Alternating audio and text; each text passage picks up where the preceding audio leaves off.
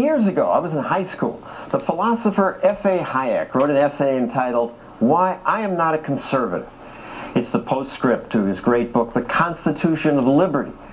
Hayek said, "The conservative position rests on the belief that there are recognizably superior persons whose standards and values ought to be protected. The conservative regards it as his mission to civilize others, not by voluntary and unhampered intercourse, but by bringing them the blessings of efficient government." Blessings was sarcasm. As usual, Hayek was on to something. It took me 30 years to realize it, but now I'm a libertarian, and I say everyone ought to be able to do anything that's peaceful. I own my own body, and I should be allowed to take drugs, gamble, pay for sex, do self-destructive things, immoral things, anything as long as I don't directly harm someone else. Conservatives who don't like what I do have every right to tell me that I'm a jerk, to picket my activities, to boycott me, to refuse to hire me or embarrass me.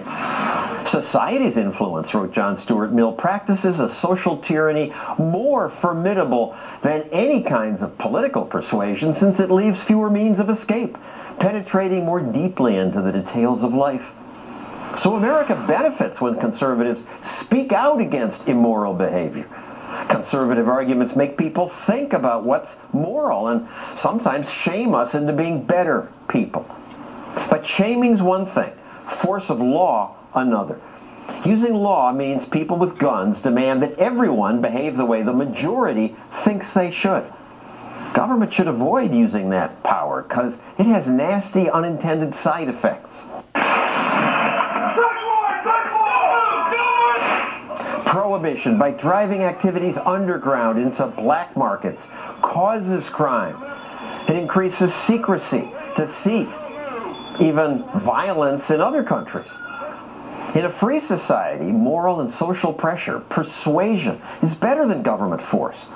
But many people tell me that's not enough. This man says he's not a libertarian because libertarians... just a little bit too free. We need discipline. We need discipline. The government's job is to supply discipline for the people, law and order. But wait a second. I'm for law and order. Libertarians support laws against robbing and killing people, physically harming others. Most libertarians also support laws against fraud and pollution. We want order. We just want a limit on government power. Libertarianism, or as it was called in 1776, liberalism, was a reaction against monarchy and repressive religion. The Declaration of Independence said we individuals have unalienable rights. That meant that even if I disagreed with your choices, the state must not take your choices away.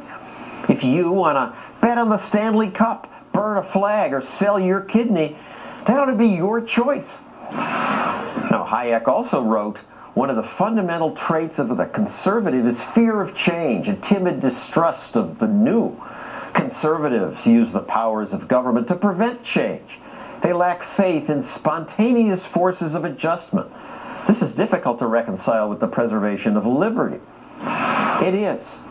And yet, when I became libertarian, I was struck by the different reactions I got from liberals versus conservatives. Conservatives were willing to debate me.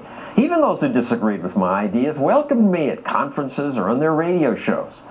By contrast, supposedly open-minded liberals wanted nothing to do with me. I thought I'd have a shot at a fair debate with one who just started hosting a radio show. He was a smart guy, went to Harvard. Surely he would see the damage our giant welfare state causes. Plus, our kids were in school together. We'd gone to the same birthday parties. I was sure he'd debate me the way I argued with conservatives tonight. Nope, wrong. He screamed at me. The radio host was this man.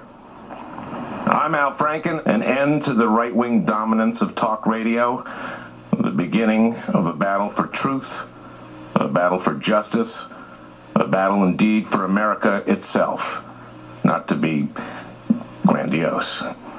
Oh, please, pretty grandiose. Now he's Senator Franken. He wouldn't debate me. He just yelled.